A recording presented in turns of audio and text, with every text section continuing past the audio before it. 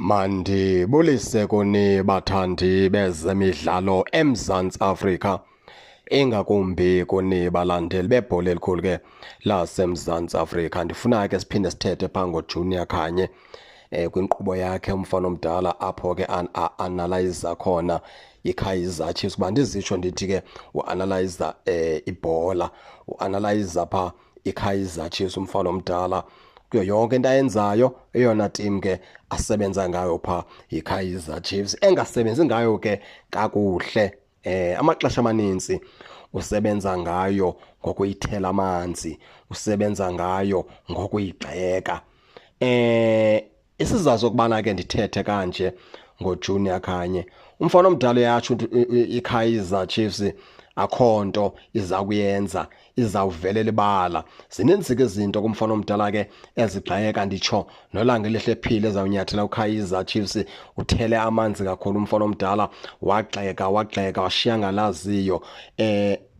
Umfana omdala usaqhubeleka ke iKaizer Chiefs akayiboni njengeteam engathi inganako ukuzilwela apha ke kulonyaka phantsi kwebhedu yePremiership. Phofu ke minyaka le rhoqo uloko kuJunior Khanye iKaizer Chiefs engayiboni njengeteam engakwazi ke ukuzilwela. Masenjenje ke baphulaphuli ke ibethiwe iMamelodi Sundowns pha, ibethwa liqela leGolden Arrows. Umfana omdala kaJunior Khanye andimvanga kakuhle ke xa ethetha ngendlela iSundowns edlala ngayo. Umfana omdala inye qha into abazokuyithetha, bazawuthi iiteam ezidlala neSundowns ziyaplana, zinako ukufumana into yokubana ke zizayibamba kanjani iMamelodi Sundowns. Akasoze athi Sundowns ibhidekile umfana omdala, kwawusoloko iiteam ezidlala against iSundowns eziye zane-game plan zaplanela iSundowns. Masenjenje ke iMamelodi Sundowns minyaka le rhoqo ibingaphumeleli kwakhaphi, ibiphumelela ileague kuphela. Nalo league leyo ke yathathwa iOrlando Pirates kwashiyeka iSundowns ililize.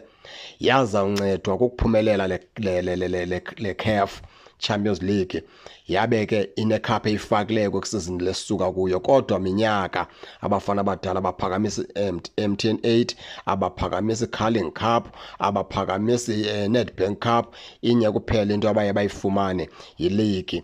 And ke ngoku baphuma ngendlela kwezi cup bebethwa zezi teams zincinci okanye ke ziOrlando Pirates kanje. Kwenye game bakhutshwa iKaizer Chiefs kuNedbank Cup, nalapho uJunior Khanye wayibeka amabala iKaizer Chiefs ngoku iphumeleleyo.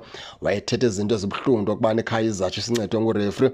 Zininzi ke izinto uJunior Khanye ke angazithethiyo malunga neMamelodi Sundowns. Emehlweni wakhe iMamelodi Sundowns yiyona team right kuyo, kanye wayeyigqibele iSundowns right.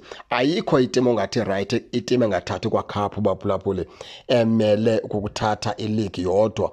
Njengoba ileague seyithathwa iOrlando Pirates, sekubonakala into yokubana nje zisuka iSundowns singathi nakulonyaka okanye kule season izabuthwala ubunzima, seyiphumile nayo kwenye cup kungoku. Andimva kuJunior Khanye thethe ngena deep entweni neSundowns.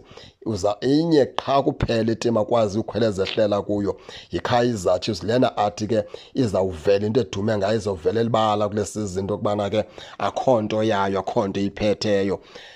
Into kaJunior Khanye baphulaphuli ke ngamanye amaxesha uye uzibuza umbuzo onganampendulo into yokubana ingaba nayo iKaizer Chiefs yenzani kuJunior Khanye, okanye ngabe uJunior Khanye ufuna ntoni kwiKaizer Chiefs.